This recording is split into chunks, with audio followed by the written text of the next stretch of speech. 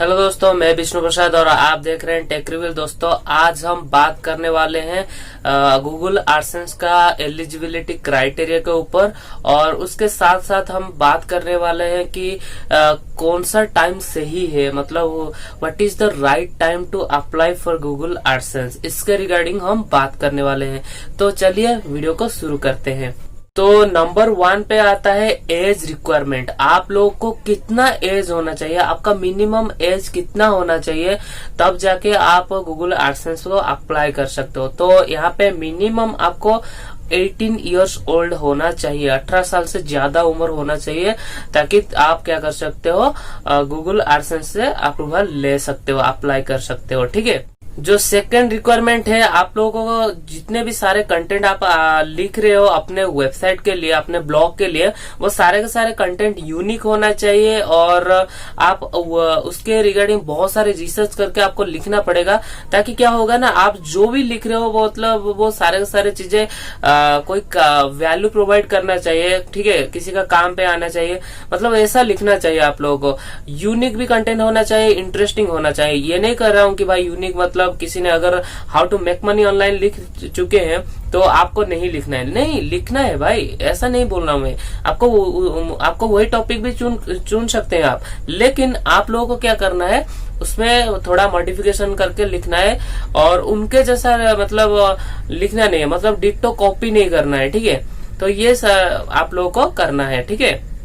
Number 3 के ऊपर बात करते हैं। तो हमारा जो नंबर 3 पे आता है वो होता है कि आपका जो नेविगेशन मेनू वो एकदम क्लियर और अच्छा से काम करना चाहिए, मतलब अच्छे से आप नेविगेशन मेनू को अच्छे से रखना चाहिए। मतलब जैसे कि मेनू बार हो गया, उसको मतलब अच्छे से रखना चाहिए। जैसे आपने कुछ चीजों के बारे में लिख रहे हैं, जैसे आपका टेक्नोलॉजी रिलेटेड ब्लॉग है, तो आपका होम पेज होना चाहिए। तो होम पेज तो हमेशा सबका होता है। उसके साथ आपको टेक्नोलॉजी रिलेटेड, सपोज आपको एंड्रॉइड एप्लीकेशन के बारे में बताना है, तो वो एक मेनू के अंदर में आता है। तो उसके नेविगेशन मेनू, उसमें मतलब उसके सब मेनू भी आप रख सकते हैं।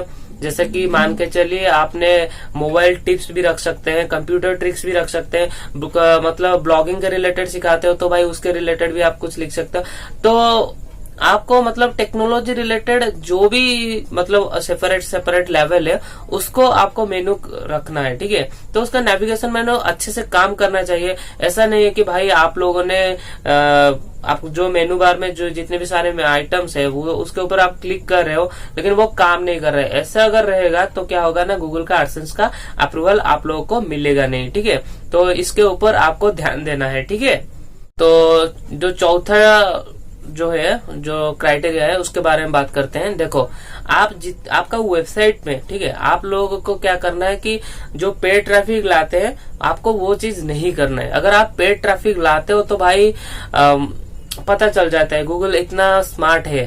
ठीक है, तो भाई आप पेड ट्रैफिक नहीं ला सकते हैं। ठीक है, इस चीज को आपको ध्यान में रखना है, क्योंकि पेड ट्रैफिक लाते हो तो मतलब जो भी आईपी एड्रेस आता है उससे पता चल जाता है भाई कितना बार वो आईपी एड्रेस से आ रहा है, क्या आ रहा है, वो गूगल को सब पता रहता है। ठीक है, देखो यार, जिस आईपी एड्रेस से ट्रैफिक लाते हैं वो आपको सिर्फ ट्रैफिक नहीं से भेजता है, किसी दूसरे ब्लॉग को भी भेजता है। ऐसे जितने भी सारे ब्लॉग है जो कि मतलब एक्चुअल में एग्जिस्ट नहीं करना चाहिए, जो लोग एक्चुअल में ट्रैफिक बाय करते हैं, उन लोगों को मतलब क्या, मतलब ब्लॉग लिखने का कोई जरूरत नहीं है। उन लोगों को भाई पैसा कमाने में मतलब है। उन लोगों को पता नहीं कि भाई ऐसे करने से आपको एडसेंस का अप्रूवल नहीं मिलता है। तो ये सारे चीजें को आपको ध्यान में रखना है। ठीक है, नंबर 5 क्राइटेरिया है, तो उसमें आता है कंटेंट पॉलिसी। ठीक है, कंटेंट पॉलिसी मतलब आपको क्या करना है, मैंने एक डेडिकेटेड वीडियो कंटेंट पॉलिसी के ऊपर बनाया हो, डिस्क्रिप्शन में लिंक दे दूंगा, जाके वो कंटेंट पॉलिसी वाला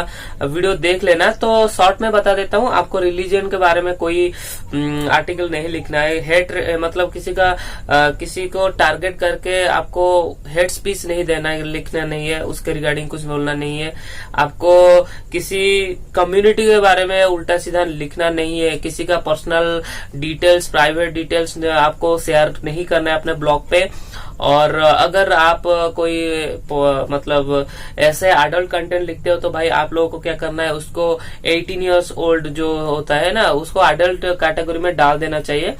तो ये सारे कंटेंट पॉलिसी है। और आप लोगों को भाई टेररिज्म को प्रमोट नहीं करना है। जैसे कि आपको इंडिया पाकिस्तान के बीच में जो लड़ाई होता है उसको मतलब उसके रिगार्डिंग आपको नहीं लिखना है। उसके मतलब क्या क्या होता है उनके बीच में, हमारा देश उस देश के अंदर में क्या होता है, वो सारे की सारी चीजें आपको बिल्कुल भी मेंशन नहीं करना है, बिल्कुल लिखना नहीं है।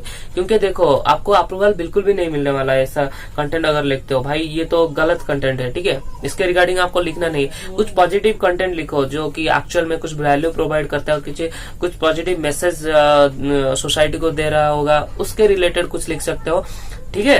तो आप मोटिवेशनल ब्लॉग भी लिख सकते हो। अगर आप बहुत सारे मोटिवेशनल बुक पढ़े हुए हो, आपको बहुत सारा नॉलेज है, तो आप मोटिवेशनल ब्लॉग लिख सकते हो, ठीक है।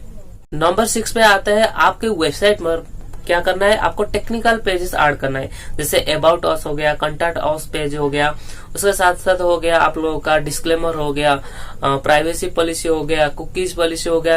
ये सारे के सारे पेजेस मतलब आपको बनाना है, ठीक है। ये सारे के सारे पेजेस है, आपको ये पोस्ट नहीं करना है, जो आप लिख के पोस्ट करते हो वैसा नहीं करना है, इसको पेज बनाना है, ठीक है। पेज और पोस्ट के डिफरेंस क्या है जानना पड़ेगा आप लोगों को। मैं अभी शॉर्ट में बता देता हूँ भाई। पेज जो है मतलब उसमें ज्यादा कुछ चेंजेस आपको करना नहीं पड़ता है, क्योंकि एक बार आपने लिख दिया ना, वो उसको मॉडिफिकेशन बहुत कम जरूरत पड़ता है, ठीक है। वहां पे इतना इमेजेस लगाने की कोई जरूरत नहीं पड़ता है, काफी इंपोर्टेंस है टेस्ट का, तो इसको बोलते हैं पेजेस, ठीक है। तो जो आप लिख के पोस्ट कर रहे हो उसको सब बोलते हैं पोस्ट या ब्लॉग पोस्ट बोलते हो आप। तो वो सारे के सारे आर्टिकल हो गया, लेकिन ये आर्टिकल नहीं, ये आपका मतलब अबाउट अस आपके बारे में है, तो ये स्टैटिक है ना, मतलब आपके बारे में आपको कुछ नॉलेज देना चाहते हो, तो भाई ये तो स्टैटिक है ना, ये तो चेंज नहीं होने वाला है। चेंज आगे जाके आप क्या कर रहे हो, अगर आप करेंटली क्या कर रहे हो आप मेंशन करना चाहते हो तो थोड़ा बहुत चेंजेस होता है, लेकिन इतना ज्यादा मॉडिफिकेशन की जरूरत नहीं है, ठीक है। तो इसकी जरूरत है, ये एक मतलब मेन रीजन है। अगर आप इससे नहीं बनाते हो तो भाई आपका अप्रूवल नहीं हो सकता, तो भाई लगभग नामुमकिन है, ठीक है, क्योंकि ये पॉलिसी ये है AdSense का, ठीक है। तो आप लोगों को इसका भी ध्यान रखना है, ठीक है। तो बात करते हैं साइट के बारे में। तो साइट के मतलब साइट में क्या होना चाहिए, जैसे कि कंटेंट आप लिख रहे हो तो आप कोशिश कीजिए 1000 से 1500 वर्ड के अंदर आप लोगों को लिखना है कंटेंट, एक आर्टिकल लिखना है, ठीक है, पब्लिश करना है उसको। उसके अंदर आप इमेजेस लगाओ, उसको इमेजेस को SEO करो, उसमें आप उसका डिस्क्रिप्शन अच्छे से लिखो, SEO फ्रेंडली आर्टिकल लिखो, ये सारे के सारी चीजें करो।